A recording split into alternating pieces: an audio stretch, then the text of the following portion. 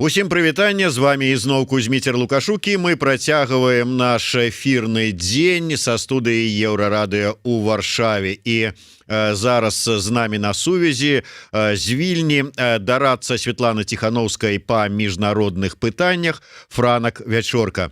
Вітаю, Франак. Добрый дзень. Вельмі шмат я тут сабе запланаваў тэмаў, якія хацелася б абмеркаваць з табой.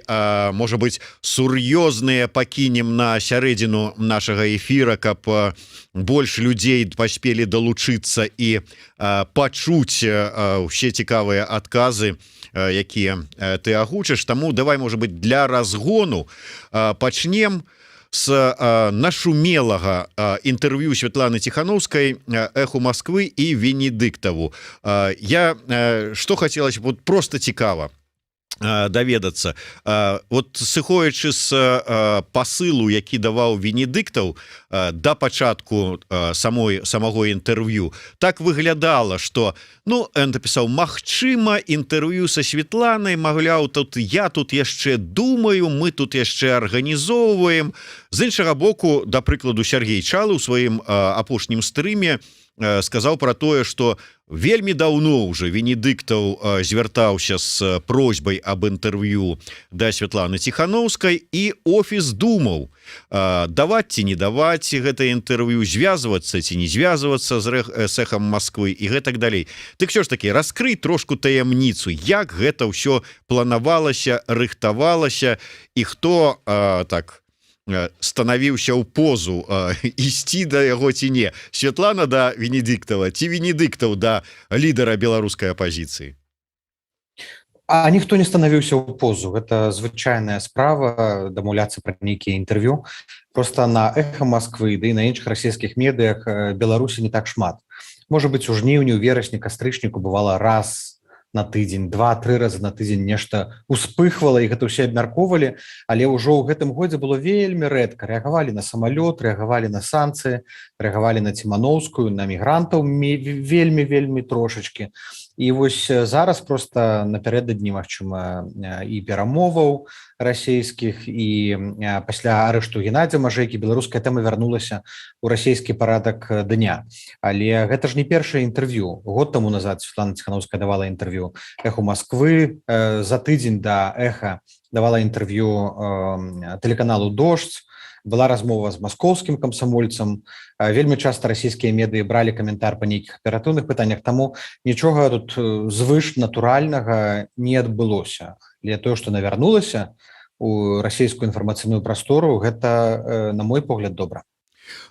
Магчыма і добра, не буду спрачацца, але некаторыя эксперты адразу на пачатку з'яўлення гэтага інтэрв'ю казалі, маўляў, а ці не ёсць гэта прыкметай таго, што вось такім чынам, даючы магчымасць Ціхановскай выйсці на расійскую інфарпрастору, звярнуцца да расіян, гэта такая прыкмета ці першы крок на шляху змены палітыкі Крамля па беларускім пытанні.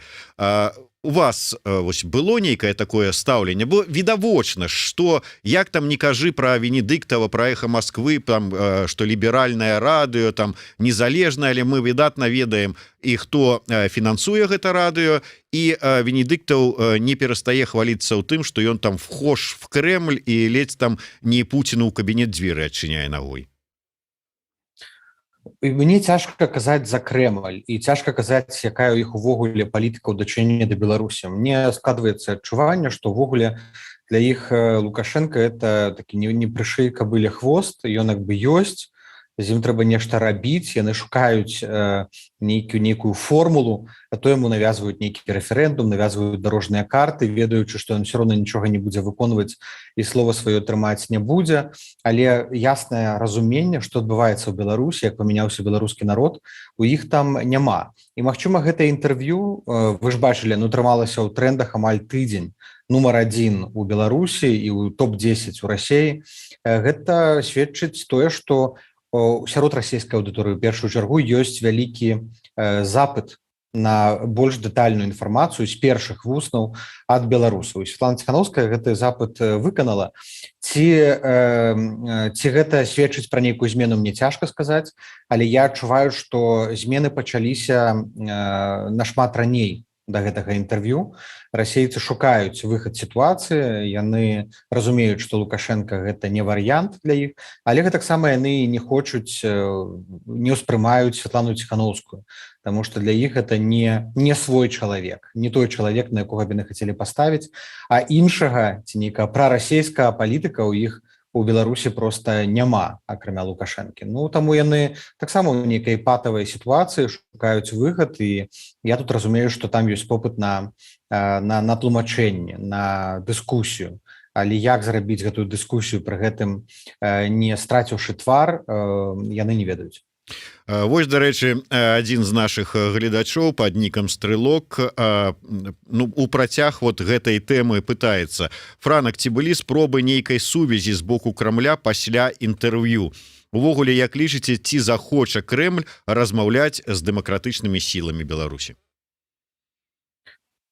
Я не ведаю, я думаю, што гэта ў інтарэсах Крамля размаўляць з дэмакратычнымі сіламі Беларусі, таму што Лукашенко сыходзіць, ягоныя дні так ці інакш палічаныя. Пытанне, як надоўга зацягнецца гэты перыяд няяснасці, пераходны перыяд. І ў іх інтарэсах, каб гэтая камунікацыя была. Гэта не мы павінны да іх хадзіць, а яны павінны ісці, размаўляць, мы павінны, вядома, камунікаваць, абмяркоўваць. Пару дзён таму назад была размова з Суздальцевым, яшчэ адзін расійскі эксперт па Беларусі, і ён выказаў такую думку вельмі цікавую. Ён кажа: як вы разлічваеце будаваць сваю будучыню, не ўзгадніўшы гэтую будучыню з суседзямі? І тут з аднаго боку гэта прыніжальна. Ну, мы ж все суверэнныя народы, мы самі павінны вырашаць, як будаваць сваю будучыню, але з іншага боку ёсць таксама і доля праўды, што трэба з суседзямі размаўляць, камунікаваць, таму што наша воля, наш лёс, наши рашэнні, яны ўплываюць у тым ліку і на іх. Таму я прапаную вот ставіцца да размоваў, да дыялогу з Расіяй праз такую прагматычную прызму. Нам выгадна мець гэты кантакт, нам выгадна, каб пасля пераменаў, пасля новых выбараў з Расіяй былі добрыя адносіны, ні ў якім разе не знішчаць, не бурыць, але ў той жа час мы павінны трымацца нейкіх прынцыпаў, абазначаць ясна чырвоныя лініі. І Святлана Ціхановская ў інтэрв'ю Эху іх вельмі абазначыла, што мы гатовыя на празрыстасць, на ўзаемавыгадныя стасункі, але без страты суверэнітэту. Толькі беларусы маюць права вырашаць свой лёс. Ну вось фактычна зараз Франак адказаў на пытанне аднаго з гледачоў, які запытаўся, бачыў яго стрым з Суздальцевым, што адкажа Франак. Ну вось Франак адказаў. Тым не менш, Франак, былі ад самага пачатку такія закіды з боку офіса, што, маўляў, ўсё ж такі важна, каб Крэмль нейкім чынам ўсё ж такі, ці не важна, але хацелася б, каб Крэмль нейкім чынам далучыўся да вырашэння беларускага палітычнага крызісу. Вось чакаем там, што там скажа Пуцін, калі ён стане на бок беларускага народа. І вось буквально пару тыдняў таму у мяне у эфіры быў кіраўнік кабінета прадстаўнікоў Святланы Ціхановскай, гаспадар Валерка Валеўскі, і таксама ён казаў, што вельмі важна, ўсё ж такі хацелася б наладзіць кантакты з Масквой, з Крымлём, там з прадстаўнікамі расійскага эстэблішмента. Тым не менш, вось у мяне у пятніцу быў кіраўнік штаба Навальнага ў Іркуцку Сергей Беспалаў, які прама сказаў, што спадзяванні Ціхановскай на Пуціна беспадстаўныя. Не трэба ўвогуле з ім звязвацца і не варта верыць Крамлю ўвогуле. Тваё меркаванне? Улічваючы тое, што мы збіраемся будаваць стабільную, дэмакратычную, адкрытую Беларусь, нам трэба камунікаваць з усімі бакамі. Трэба мысліць па-дзяржаўніцку.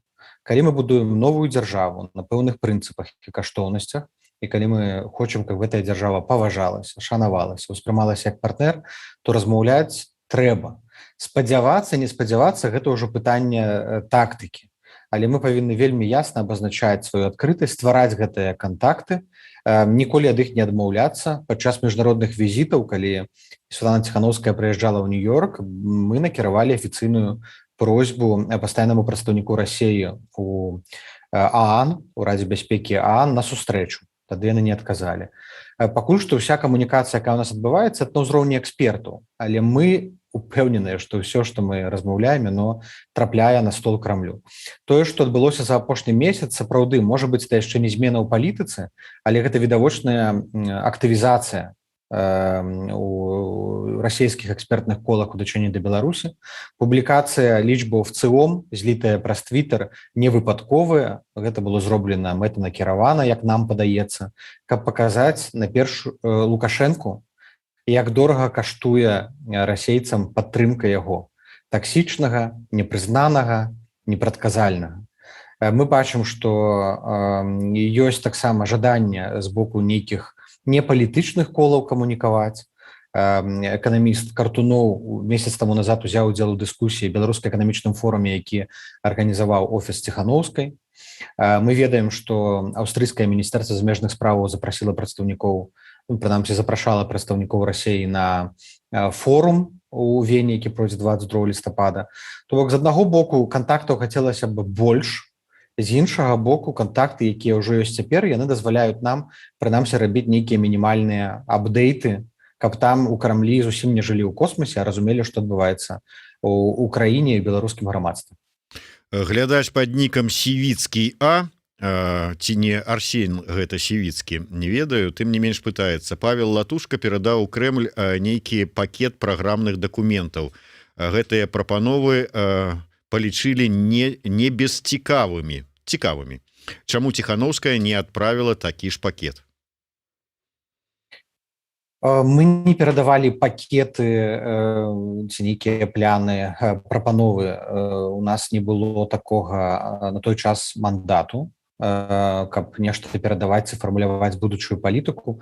Все-таки палітыку ў дачыненні да Расіі павінен фармуляваць новы дэмакратычна абраны урад і парламент.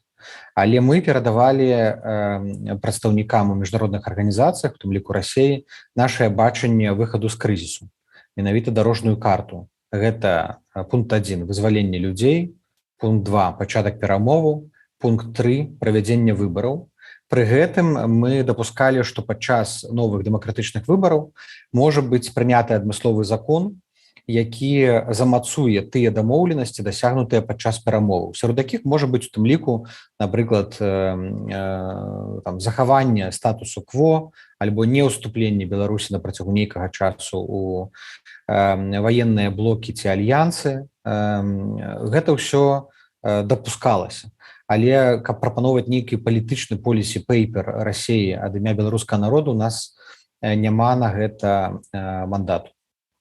Глядач пад нікам Максим піша: Франак, давайте расставим все кропки над «и». Сур'ёзны чалавек это Максим, я гляжу. Раскажыце, якое дачыненне да абвешчанага страйку мае штаб Ціханаўскай? Ці адгаворвалі вы Дылеўскага ад гэтага? На жаль, Сергей Дылеўскі не прыйшоў на размовы, сустрэчы, што тычыцца страйку. І ў яго досыць складаныя адносіны з рабочымі ў Беларусі, з рабочым рухам у прыватнасці, з якім мы актыўна супрацоўнічаем і камунікуем. Мы не ў якім разе не заклікалі людзей не ўдзельнічаць у страйку, але гэтаксама мы не заклікалі людзей удзельнічаць. Таму мы тут узялі нейкую дыстанцыю ад гэтага страйку, паколькі лічым, што ён недастаткова падрыхтаваны. Разам з тым, як і Павел Латушка, так і офіс Ціханаўскай і большасць дэмакратычных сілаў, мы падтрымліваем сам фармат страйку. Але ён павінен быць часткай нейкай больш шырокай стратэгіі, пляну. Каб калі страйк пачынаецца, ён перарастае ў нешта большае. Не павінна быць страйку дзеля страйку. Павінна быць канкрэтны план, што пункт дзень А, дзень 1, дзень 2, дзень 3, дзень 4, і гэта ўсё кудысьці развіваецца. Вось страйк 1 лістапада, магчыма, такога пляну не меў, і гэта быў ягоны асноўны недахоп. Вось гэтую сітуацыю, дарэчы, ужо ставяць у віну, як это не дзіўна, Святлане Ціханаўскай і офісу Святланы Ціханаўскай. Маўляў, все ж таки, калі лідар беларускага пратэста, калі ўсё ж таки пэўнае, ну, как бы першынства маеце у гэтай сферы, то павінны былі паставіць усю сітуацыю так, каб не ўзнікала увогуле таких вось момантаў, калі без усялякай узгаднення, без парады, без кансалідацыі, любы там атрымліваецца, хто можа, выскачыў, вот, да, вот у мяне такая ідэя, давайте вот робім гэта, аблажаўся, а по выніку, ну вот, вінаватая офіс і асабіста Святлана. Ну, тут так і пишуць, як вы ставіцеся до того, что зараз що і той спрабуе павесіць усіх сабак на штаб Ціханаўскай. Можа быть, была магчымасць сапраўды нейкім чынам, ну не хапіла, можа быть, нейка, я не ведаю, что там, силы пераканання, каб поставить на место и сказать там, ребята, давайте-ка без самодурства и этой без узгаднення. Гэта была самастойная ініцыятыва, якую не ўзгаднялі з офісам Святланы Ціханаўскай, але пытанне, ці павінны такое ўзгадняць. Калі мы казалі ад самага пачатку нашых пратэстаў, што гэта нізавы рух, нізавое паўстанне, людзі самі бяруць на сябе адказнасць, людзі выходзяць, маршы жаночыя, пенсіянерскія, студэнцкія, арганізоўваліся людзьмі без узгаднення з офісам Святланы Ціханаўскай. Таксама, як і нядзельныя маршы каардынаваліся групаю актывістаў, тэлеграм-каналамі без узгаднення з офісам Святланы Ціханаўскай. Ясна, што трэба раіцца, трэба каардынавацца, трэба слухаць адно аднаго, але ці трэба нам выбудоўваць вертыкальную сістэму кіравання пратэстамі, ці не згубяць яны ад таго, ці павінна быць Святлана Ціханаўская важаком, ваяводам для беларускіх пратэстаў, ці гэта зробіць наш пратэст больш эфектыўным. Ну, у нас няма адназначнага адказу. Тое, што яны, тыя, хто ініцыявалі гэтую ідэю са страйкам, маглі б каардынавацца, размаўляць, раіцца хаця бы з іншымі рабочымі, гэта факт, і гэта недахоп. На будучыню павінны быць зробленыя ўрокі, і любыя падобныя ініцыятывы, яны павінны быць скаардынаваныя хаця бы з блізкімі па характары сіламі, хаця бы з тым самым рабочым рухам. Не, Франак, просто глядзіце, атрымліваецца так, што кожны зараз можна казаць пра самаарганізацыю, што кожны можа выйсці са сваёй ініцыятывай і гэтак далей, але нават калі вось узгадваць і казаць пра прыгаданыя вамі маршы, то зараз ужо, ну не зараз, ужо колькі часу гучаць такія, да, вот самаарганізацыя, але ж вот калі б Ціханаўская, калі б офіс, тады вот сказалі, павялі, усталі, то было б усё по-іншаму. То есть ужо гучаць абвінавачванне, што тады не атрымалася таму што. І зараз тая ж самая сітуацыя. Зараз не атрымаецца гэтага страйку, да прыкладу, у тым фармаце, на які разлічваюць яго арганізатары, а вінаватая па выніку астанецца Ціханаўская, ці зробяць яе вінаватую, і на год знойдуць шмат чаго. Не падтрымала, не так падтрымала, падтрымліваючы не тую прычоску зрабіла. Ўсё, што заўгодна можна прыдумаць, але вот, ну, такая сітуацыя, што куды не кіўні, ўсё адно атрымліваецца крайне вот, альбо яна, альбо ўвесь офіс цалкам.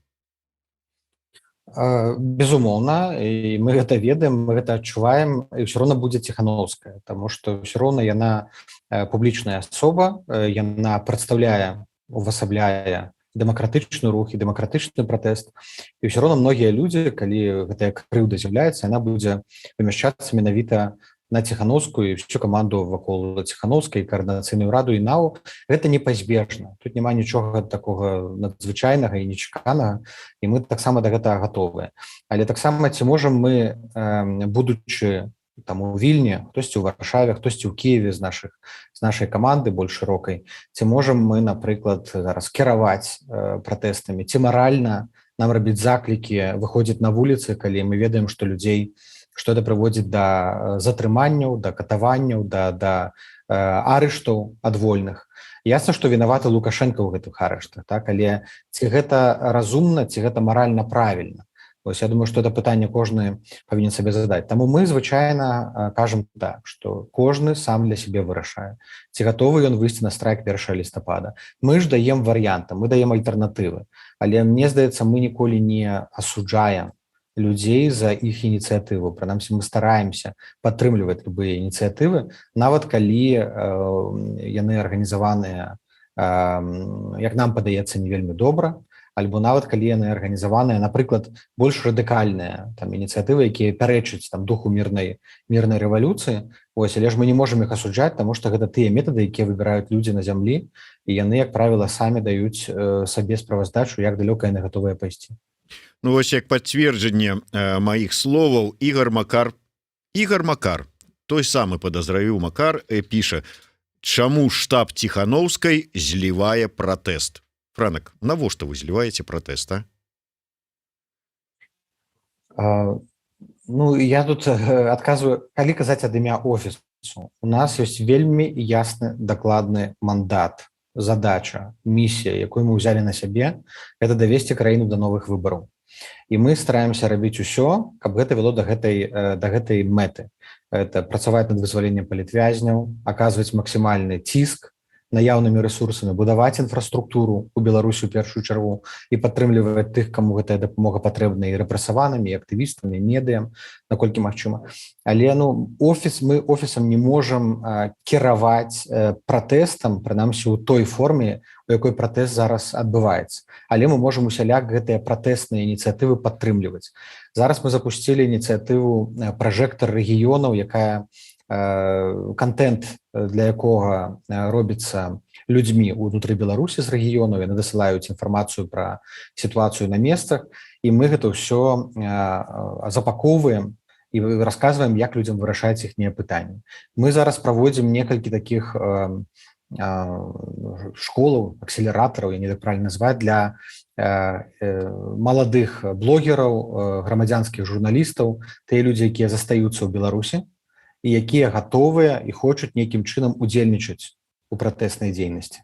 Это называецца «Хваля», гэты праект. Это вот тое, што мы можам рабіць. Калі мы бачым, што людзі развешваюць нейкія налепкі, улёткі, малююць графіці, мы ўсяляк стараемся іх падсвяціць, іх падтрымаць. Это тое, што мы можам рабіць. Але сказаць, што заўтра ўсе выходзім на плошчу Кубаколаса з такімі-то споклічамі, зараз мы не маем маральнага права, і мы не маем зараз такіх інструментаў, каб гэта арганізаваць і каб нейкім чынам гарантаваць бяспеку тым людзям, якія выйдуць. Літвін пытаецца: Франак, так што рабіць з рэферэндумам? Уже абвесцілі прыблізную дату, трэба абіраць тактыку і прапаноўваць павінен менавіта штаб, бо ў вас найбольшы аўтарытэт, байкот ці актыўны ўдзел. Мы зараз кансультуемся з штабам Бабарыкі, НАУ, каардынацыйнай радай, чэснымі людзьмі, камандай Паўла Марыніча, Байпол, рабочы рух, з ініцыятывамі і фондамі, якія працуюць аўтаномна над супольнай тактыкай дзеянняў. Мы лічым, што наша задача сарваць гэты рэферэндум. Сарваць, каб ён не адбыўся. Гэта значыць, альбо каб ён проста не быў прызначаны, альбо калі ён будзе прызначаны, каб у Лукашэнкі не ўдалося сабраць, колькі яму там трэба галасоў, і паказаць, што у яго атрымалася перагарнуць старонку. Мы не лічым, што гэты рэферэндум мае нешта супольнае з волевыяўленнем, з выбарамі, і мы таксама не лічым, што зараз трэба пасля выбараў 2020 года даказваць, што нас большасць. Я думаю, што наша задача на гэтую рэферэндумную кампанію паказаць, што у нас большасць, але мы мала таго, што у нас большасць, мы яшчэ здольныя змабілізавацца і паказаць, прадэманстраваць, што нас большасць.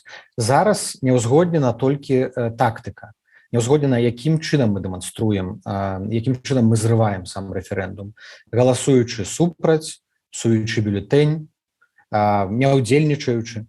Бальшыня схіляецца, што трэба выкарыстоўваць рэферэндум, каб прадэманстраваць сваю пазіцыю.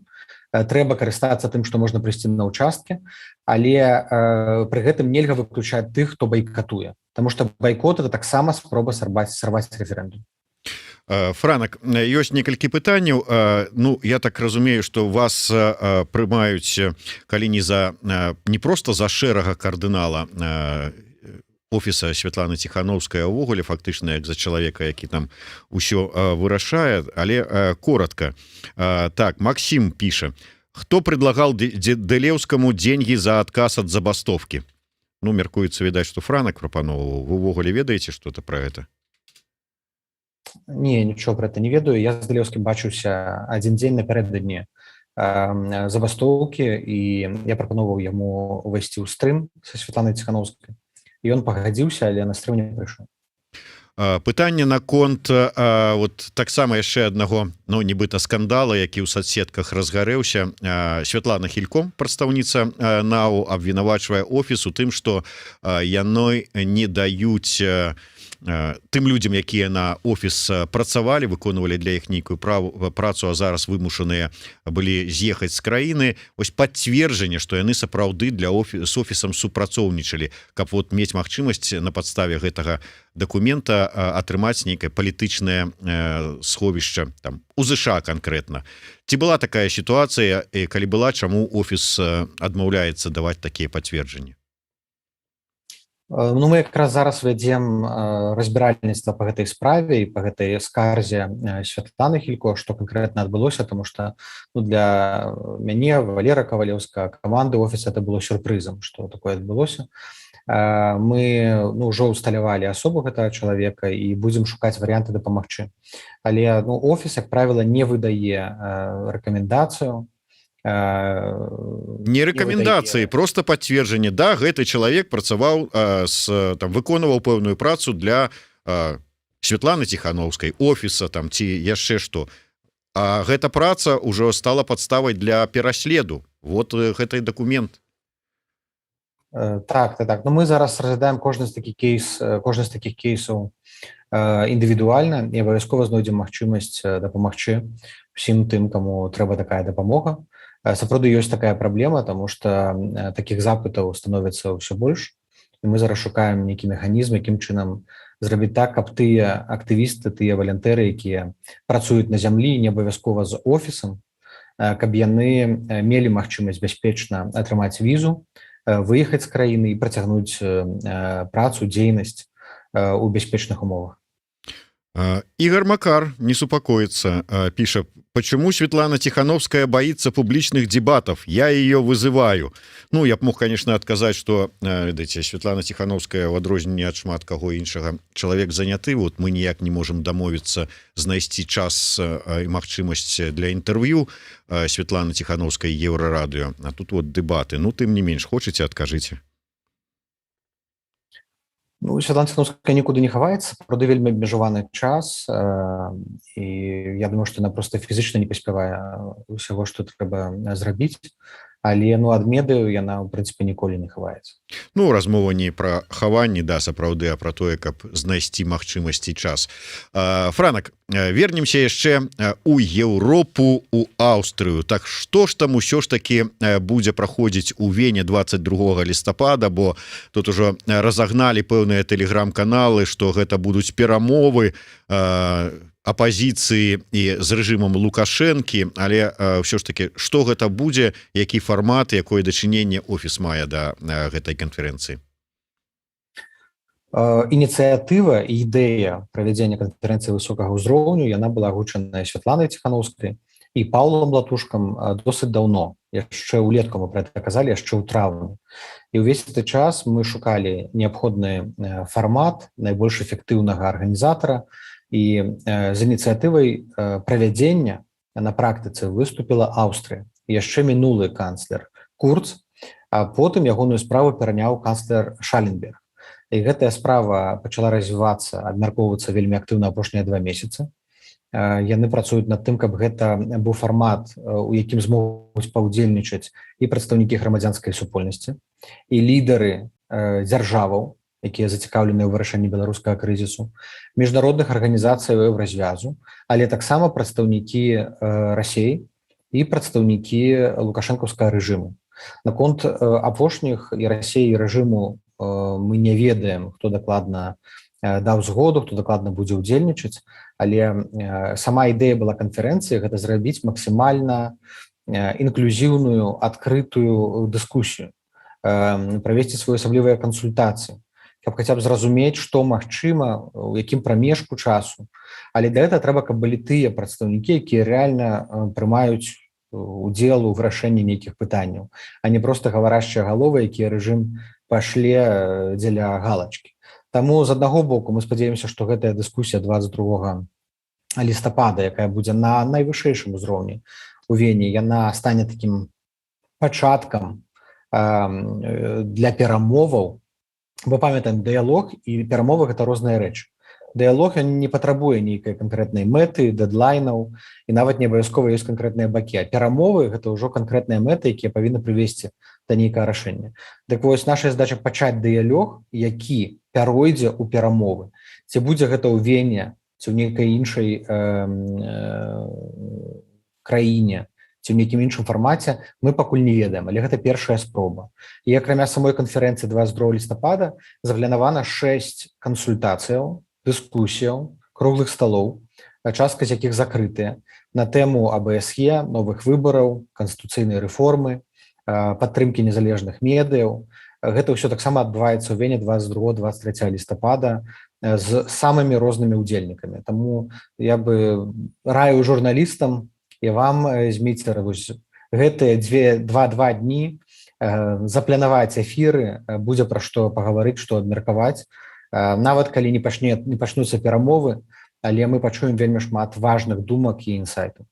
Ну, але сапраўды, Франак, калі вось вы самі сказалі, нельга асабліва разлічваць на тое, што будуць нейкія прадстаўнікі беларускага рэжыма сур'ёзныя, нават пры тым, што сур'ёзныя, нават калі Макей прыедзе і нешта скажа, это не гарантыя, што там гэта будзе выканана, бо вядома, хто і як прымае рашэнні ў Беларусі наконт нейкіх палітычных пытанняў. З Расіі не будзе. То вот ўсё ж такі, збяруцца людзі, якія ў прынцыпе маюць аднолькавыя погляды на тое, што і як трэба рабіць. Як з гэтага можа распачацца перамовы? Па-першае, я бы не сказаў, што ўсё так відавочна, хто прымае рашэнні. Мне здаецца, што вось апошні крызіс, ён, безумоўна, ёсць адна кропка прыняцця рашэнняў, гэта сам Лукашенко, ягоная адміністрацыя, пару прыбліжаных чалавек, але мне здаецца, што разрастаюцца і іншыя пункты прыцягнення, людзі, якія менш лаяльныя Лукашенко, менш задаволеныя, альбо якія маюць нейкі самастойны рэсурс, кантроль, уплыў па-за Лукашенко. Лукашенко спрабуе гасіць гэтыя ачагі, гэтыя пункты прыцягнення, але наша задача іх выяўляць і з імі таксама размаўляць. Не круціцца свет вакол Лукашэнкі, не круціцца ўлада, сітуацыя ў Беларусі вакол Лукашэнкі. Все-таки ёсць розныя людзі, ёсць розныя групы, і наша задача, якім чынам кожны з гэтых груп зрабіць прапанову, каб яны адчувалі, напрыклад, больш сябе ўпэўнена, альбо яны маглі параўнаць, як ім лепш цяпер пры статусе кво ці памяняўшы сітуацыю. Ёсць асобны блок, гэта бізнесоўцы, тыя, якія вельмі доўга былі набліжаныя да Лукашэнкі, але зараз праз санкцыі, праз крызіс іх недабрабыт парушаны, іх не задавальняе статус-кво. Таму я думаю, што на іх трэба рабіць упор, на камунікацыю з імі. Ну і зноў жа і камунікаваць таксама з расійскімі групамі, якія таксама утрымліваюць кантроль над часткай лукашэнкаўскай номенклатуры, над некаторымі інстытутамі ці цэнтрамі ўплыву, якія знаходзяцца ў Беларусі. Я вам скажу нават такую цікавую рэч, што «Эхо Москвы» прачыталі не толькі ў Расіі, прачыталі чыноўнікі. На маё здзіўленне, многія з іх якраз такі і з'яўляюцца спажыўцамі расійскага медыяполя. І пасля таго, як гэта інтэрв'ю было дадзенае, не з Расіі пачалі выходзіць, а пачалі выходзіць у тым ліку з Беларусі, што аказалася пэўным сюрпрызам, але таксама сігналам, што, магчыма, нам трэба часцей працаваць з расійскімі медыямі і быць там прысутнымі. Зразумела. Ну што ж, будзем спадзявацца, што асноўным і самым прадстаўнічым прадстаўніком, выбачайце за таўталогію, беларускага рэжыма у Вене не окажется Юрий Воскресенскі. Вот, ну, тым не менш. Ну і на заканчэнне, Франак, сітуацыя з вакцынамі, наконт якіх дамаўляецца офіс Ціханаўскай, каб маглі беларусы зрабіць прышчэпкі якаснымі еўрапейскімі вакцынамі супраць COVID-19. Як рухаецца справа і наколькі ўсё ж таки верагодна, што беларусы, якія знаходзяцца ў Беларусі, змогуць атрымаць такія прышчэпкі? Вы памятаеце, што на мінулым тыдні быў сазвон з еўракамісарам Варгелем, менавіта ён прымае рашэнне пра вылучэнне дапамогі еўразвязу. У дадзеным выпадку ён гатовы арганізаваць і прафінансаваць пры дапамозе еўрапейскіх структураў і банкаў дастаўку вакцын у Беларусі. Мы гаварылі пра 1 мільён тэрміновай вакцынацыі, пра 1 мільён доз. І мы гаварылі пра тое, што трэба мінімум 12 мільён доз для ўсей агульнай вакцынацыі з улікам рэзерву. Ну і таксама бустерных доз, якія павінны быць дастаўленыя праз некаторы час, не адразу. Але зараз, сёння і учора выходныя дні ў Еўропе, ў еўразвязе, таму сітуацыя не прасунулася пасля чацвярга. Мы спадзяемся, заўтра будзе адказ, пасля абеду будзе абноўленая інфармацыя, і таксама Сусветная арганізацыя здароўя павінна заўтра до 12 гадзінаў даць інфармацыю пра прагрэс у іх справе, тому што у САЗе у іх няма вакцын, вакцыны ёсць у еўразвязе. Наша задача аб'яднаць высілкі еўразвяза, САЗа і знайсці такі варыянт, пры якім рэжым дазволіць гэтым вакцынам уехаць у Беларусь. Зразумела. Ну што ж, будзем чакаць, чым гэта скончыцца, таму што самае галоўнае зараз, в прынцыпе, пытанне здароўя беларусаў, а потым, безумоўна, палітвязні, ну і ўсё астатняе, што казалі. Дзякуй, вялікі Франак. Вось радуе мяне тое, што кожны твой прыход у эфір Еўрарады прыцягвае безліч ботаў і троляў, якія каменцяць нашай размовы, эфіры, такім чынам прасоўваючы іх на больш шырокую аўдыторыю, каб людзі маглі пачуць пазіцыю офіса Святланы Ціханаўскай. Дзякуй вялікім. Франак Вячорка, Зміцер Лукашук адказвалі на вашы і нашы пытанні. Дзякуй, Франак. Дзякуй.